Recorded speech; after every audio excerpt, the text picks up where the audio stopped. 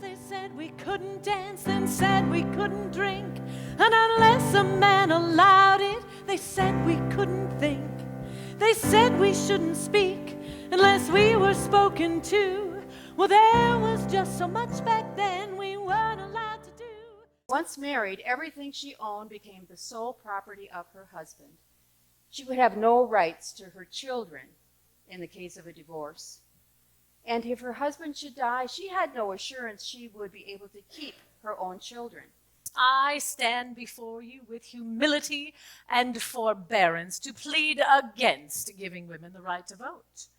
Political excitement is surely not your gain, nor suitable behavior for a quiet, calm domain. For matters of our politics, you must leave this task to men, for complicated business would harm your pretty heads.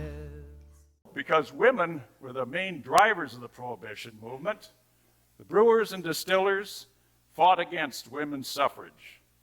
In fact, on election day, they would offer free beer to any man who would vote against women's suffrage. But I knew, like so many others, that things would never get better if I didn't stand up and raise my voice for the cause. We needed fair wages, we needed safe and sanitary working conditions, and we needed an end to the exploitation of child labor.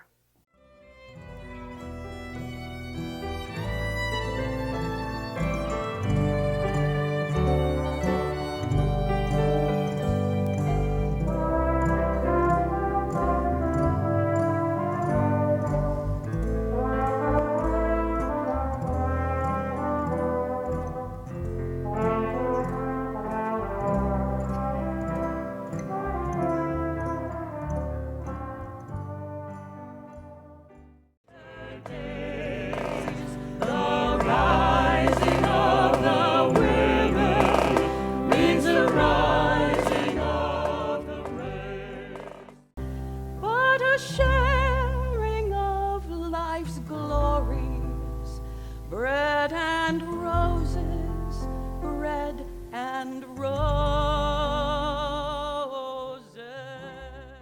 I had joined the crusade to fight for women's right to vote. It is a fundamental liberty, is it not? We were merely conducting a peaceful protest, carrying placards across the street from the White House. For what is right resides within me, and I will carry the water for this cause. If I abandoned it, what would be left of me? Bring me a little water, Sylvie. Bring me a little water now. Bring me a little water, Sylvie. Every little once in a while. There are millions of men who support votes for women, just as there are millions of women who are opposed to it. Women are revered and respected and on a higher plane than man. Womanhood is pure and lovely. The legal disability that has been forced upon women, if a desire to be chivalrous has been the mainspring of man's dominion over women, then it should have prompted him to place in her hands the very weapons of defense. Oppression and war will be heard of no more, nor the blood of a slave leave his print on our shore. Conventions will then be a useless expense.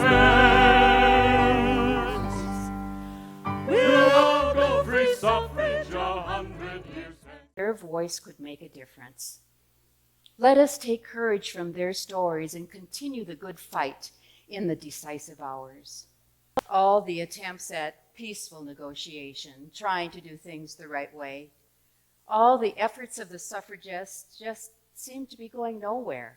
I am standing on the shoulders of the ones who came before me.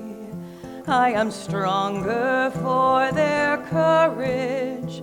I am wiser for their words. Thomas Jefferson proclaimed that equality would be the bedrock of this new American government. 143 years later, the Constitution was amended.